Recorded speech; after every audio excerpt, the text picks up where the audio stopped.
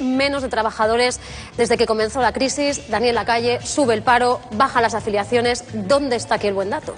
El buen dato es que estamos parando el proceso de destrucción de empleo. ¿Qué es lo que ha ocurrido en España? En España lo que ha ocurrido es que hemos tenido una enorme burbuja, no solamente inmobiliaria, sino de obra civil también, eso es muy importante recordarlo, que se ha pinchado. Entonces había una enorme cantidad de trabajadores que estaban enganchados en esa burbuja, desafortunadamente. Entonces, todo ese proceso de limpieza del sistema se ha empezado, obviamente con mucho dolor, a llevar a cabo, pero lo que estamos viendo ahora es revertir el proceso de destrucción. Y si lo vemos ahora mismo, veremos, por ejemplo, pues que la tendencia es claramente positiva. ¿Qué es lo que ocurre? Este proceso de mejora de las afiliaciones en la seguridad social, lo que ahora mismo hemos visto ha sido, esto es el resultado de que, primero, la devaluación interna, segundo, el pinchazo en la burbuja inmobiliaria, el pinchazo del gasto público en obra civil, etcétera. ¿Y dónde nos encontramos ahora? En la encrucijada, en la parte difícil, la parte que es cómo creamos empleo de calidad y además que sea sostenible. Y eso es lo que vamos a empezar a ver a partir de este trimestre.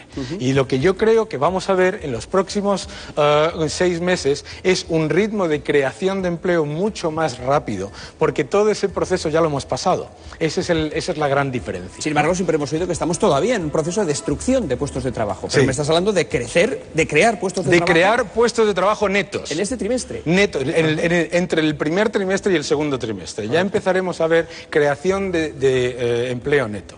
¿Por qué vamos a ver creación de empleo neto? Primero, porque hemos visto en los últimos años y pico una enorme creación de nuevas empresas. Esas empresas han empezado a gestar sus frutos y a tener un poco de creación de empleo ahora. Y ahora es cuando estamos empezando a ver que esas empresas pueden acceder a un mercado de trabajo un poco más flexible. Hay un problema, que es el del autoempleo, y hay otro problema que es el de las cotizaciones sociales, que siguen siendo muy onerosas. Entonces ahí es donde se tiene que trabajar de una manera mucho más intensiva para que ese proceso a mí no me gusta utilizar la palabra brotes verdes, pero ese proceso de empezar a crear empleo no se cercene con políticas confiscatorias. Bueno, vamos a abrir, antes de continuar, si te parece, Daniel, con el resto de la exposición. Voy a preguntaros, voy a empezar con Pablo, ¿qué os parece estas primeras interpretaciones de Daniel? Claro que me lo fiáis. La realidad no es opinable y se mide en datos. Lo que sabemos es que se ha reducido la población activa en nuestro país y eso es indiscutible.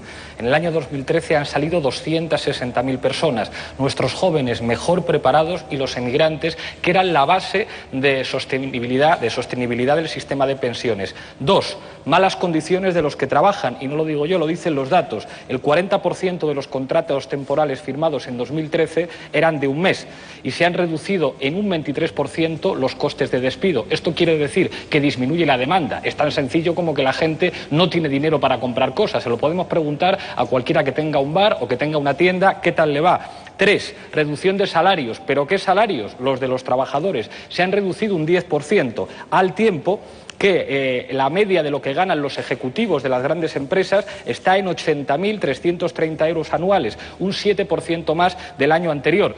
Y yo he estado leyendo artículos de Daniel para prepararme el debate, y yo sé que Daniel hace una previsión del crecimiento en España del 0,9%. Lo que sabemos es que jamás se ha creado empleo en España si España no crecía al menos al 2%. No sé cómo es posible generar empleo cuando vamos a crecer al 0,9%, según dice Daniel. Bien, ¿cómo?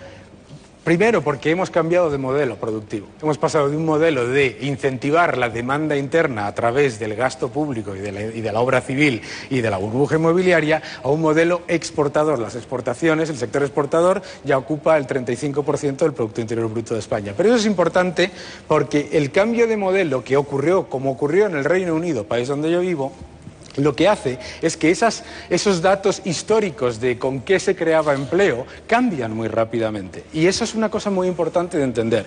Es verdad que sin un crecimiento del 2,5% antes, cuando lo que nos dedicábamos era a meter 1,5 euros de deuda por cada euro de Producto Interior Bruto que generábamos, eso efectivamente era el modelo que solamente se puede comparar al de Tailandia o al de China, que habíamos implementado en los últimos 9 años. Pero al cambiar eso, el nivel de crecimiento que necesitas para generar empleo neto no es tan alto. Esa es la diferencia. Con una leve matización, si me permites, Reino Unido puede hacer su propia política monetaria, a diferencia de España. ¿Y qué es lo que pasa cuando tenemos... Sí, déjame acabar. Cuando tenemos un euro tan caro, porque el euro está apreciado, que es imposible que crezcan las exportaciones. ¿Qué es lo que está pasando en España? Con un euro muy alto... Termino ya. Con un euro muy alto que depende del Banco Central Europeo, que no ha elegido nadie, no podemos devaluar la moneda para aumentar las exportaciones. Con lo cual resulta que se reducen los salarios, Pablo, y además si devaluar la moneda fuese la panacea para exportar más, Argentina y Venezuela serían los reyes de las exportaciones mundiales. Y no es cierto. Y Zimbabue sería el país más exportador del mundo. No es verdad. Primero, dos cosas que ocurren en ese entorno que tú dices. No importa, porque el 50% de las exportaciones que hace este país van a la Unión Europea. Efecto moneda cero. No, me refiero a la eurozona 50%. Y el 75% a toda la Unión Europea. El 5% es la eurozona, esos tienen otra moneda. Efecto moneda cero. Pero luego hay otro elemento muy importante, es ¿qué exportamos? Nosotros no exportamos bienes que necesitemos devaluar para competir con India o con Tailandia. Nosotros lo que exportamos son bienes de medio y alto margen y valor añadido. Eso es lo que ha hecho que nuestras exportaciones hayan alcanzado un nivel récord en un entorno en el que supuestamente dicen algunos que el euro está caro, porque los que hemos hecho Forex, análisis de divisas durante décadas, sabemos que no está caro. Sabemos que el euro es el marco más el franco, y que cuando cotizaban por su cuenta el marco y el franco eran muy fuertes y las economías crecían. Lo que no queremos darnos cuenta es de que el modelo que habíamos implementado se ha acabado y ahora estamos moviéndonos a otra economía diferente. Y lo mismo que no nos dábamos cuenta en el año 2007, algunos nos llamaban hasta antipatriotas, de que la economía se iba al garete, ahora no nos queremos dar cuenta de que estamos mejorando. Y eso es lo que a mí me preocupa viviendo fuera. Vamos con una última apreciación de Pablo. A un lado que a ese cuarto de españoles que según Cáritas está en una situación de pobreza, decirle que estamos mejorando es complicado, y que con la reducción de la población activa, Intermon Oxfam dice que en el año 2025 tendremos 8 millones más de pobres. Yo he hecho los deberes y he traído un gráfico que compara Estados Unidos y Japón con la Unión Europea en términos de demanda. Y la demanda en los países que hacen políticas monetarias expansivas y controlan su política monetaria, Estados Unidos y Japón, está aquí. Y aquí, en color gris, está la Unión Europea, que son países que lo que están haciendo con los recortes y con una política fundamentada en la deuda, que es lo que nos sale caro. Lo que nos sale caro en este país no han sido solamente los efectos de la burbuja inmobiliaria, sino que todos los ciudadanos han tenido con sus ahorros y con los recortes que rescatar a los bancos, que siguen pagando sueldazos a los ejecutivos. Muy importante. A los bancos. Pero importante, Pablo, importante ese dato que tú pones. Porque tú me has hablado de la población activa. En Estados Unidos, aumentando la masa monetaria un 7% anual, señores, imprimiendo moneda un 7% anual, la población activa se ha reducido a los niveles de 1978. En Japón, haciendo la salvajada que han hecho, imprimiendo moneda también para rescatar su gasto público, el salario de los trabajadores ha bajado a los niveles más bajos de 19 años. Daniel, eso España, no es una política expansiva, Daniel, eso se llama robar. Estamos en un nivel de deuda pública equivalente al de 1909, una deuda que teníamos en el año 2009 en Japón, la deuda pública del PIB, señores, en este momento por favor, al 100%. Mientras habla, se la voy a poner.